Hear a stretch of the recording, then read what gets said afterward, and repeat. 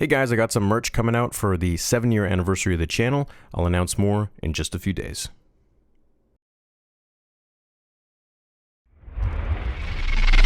We would be honored if you would join us.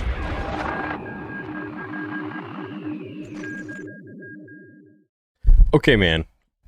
Look, there were 8 episodes in Kenobi, meaning that roughly they cost about $10 million per episode. And The Mandalorian had $15 million per episode, which is, think about that. That's $15 million per one episode, which is insane. The Acolyte show is already at $50 million without any episodes shooting. This is $5.5 million more than Rogue One's pre-production budget. So pre-production is like when you get everything ready to then start shooting. You're not even in post-production yet, which is usually like 2 to 3 times more. You're not even in the marketing yet because the show's not out.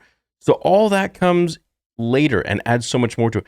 I wouldn't be surprised if this show is going to be well over $200 to $300 million.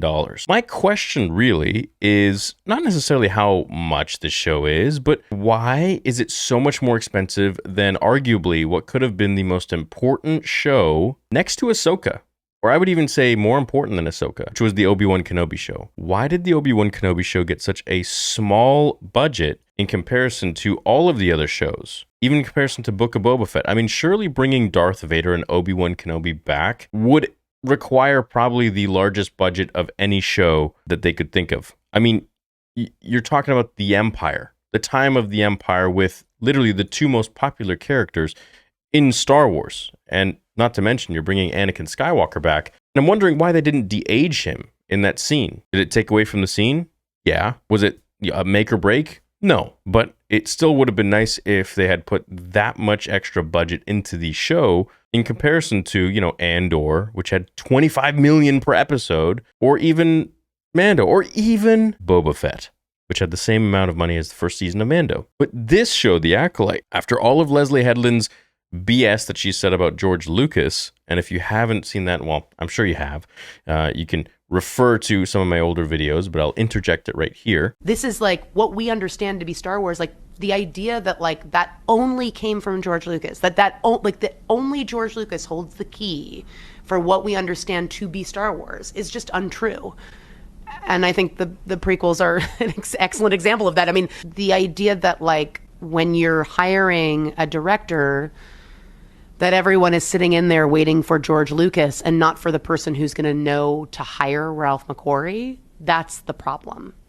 That's the misogyny and the problem with the auteur myth as it stands today, because they're not thinking this is the person that will hire the right people and this is the person that will be able to create the lookbooks and direct people to get them to that place. They're just thinking, do you have all the answers? And the truth is that nobody does, and anybody that says they do is lying. Is already at $50 million US before anything has even started to shoot. Now, on one hand, look, I'm looking for great Star Wars. I think the premise of The Acolyte, I have always talked about this. The premise of even before I knew about Leslye Headland saying her garbage that she said about Star Wars and George Lucas, this show has potential to be one of the most interesting shows. I think the rumored premise that the Jedi come to this town looking for this Force-sensitive child, they make a barter, they make a promise to the town folk saying that, hey, we'll protect you from the raiders that will come to this town. And in servitude of that, we would like to take the Force-sensitive child. Of course, the raiders come, the Jedi aren't there, the whole village gets slaughtered, and the only one that's left is a girl. And I believe the girl is the sister of the Force-sensitive child that was taken by the Jedi to be trained as a Jedi. And if you didn't know this, the Jedi essentially took younglings, from their families. Kind of, they would ask, they wouldn't just steal them. But it was still a little unethical, you could say. So then the dark side users come, and then they take this child that's left in the village, the sibling of the Force-sensitive child that the Jedi took, and they notice that the child has a lot of anger and hatred and resentment towards the Jedi, rightfully so, and it's going to be thrusting us into the story of that character. And I think this is really fun. I think it's really cool, but I'm just really unhappy about the person that's leading it, and that's Leslye Headland. And it could be a great show, but for me, I don't know why that this has a $50 million budget in pre-production when the Kenobi show only had $90 million in total. And it really showed, it really exemplified in the fact of how small the corridors were and all that stuff in the show itself. So my question is, why are we looking at these shows, which are new shows, to Disney Plus, aren't working on legendary characters like, Obi-Wan and Anakin and Vader, and we're giving them so much more money than we give the legendary characters, really the ones that created the whole story to begin with. Obi-Wan and Anakin are by far the most popular characters in Star Wars, not to mention Darth Vader. So I was hoping that we would have gotten a little more money for those shows, but hey, I guess, maybe if Leslye Headland was directing Kenobi, they would have had a bigger budget. Compared to another Star Wars film, the studio only spent 17% more on pre-production costs for Star Wars The Last Jedi, which was deemed a surefire hit by Disney, coming off the mega success of The Force Awakens. The upcoming Skeleton Crew currently holds the record for the most expensive Star Wars streaming series with a reported budget of $136.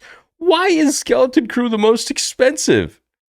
That's news to me. This is insane. Another series in Andor had a pre-production budget that was quite a bit higher, 38% than the Acolytes. However, much of that can likely be attributed to the project being shot during the height of the pandy and all the precautions that came with that. Yeah, all the testing every day and all that stuff that they did. Given the title's gargantuan pre-production number, and it would not be all that surprising if the series came in right around Andor's $100 million mark, or possibly even higher, getting closer to the figure reportedly attached to the Skeleton Crew. And it definitely will. If it's already at 50 mil, you're going to do another, 30 mil for, probably another 50 to 100 mil for filming, and probably another 50 to 100 mil for post-production. You're looking at a $200 million show. I'm going to bet 175 to 200 million.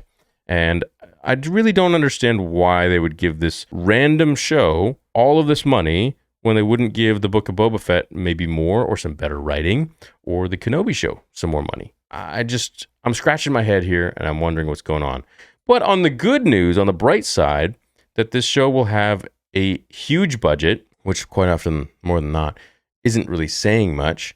But look, the premise of the show is really fantastic. As much as I dislike the comments by Leslye Headland, I hope that this show is going to be something really special for the Star Wars community and for Star Wars lore in general.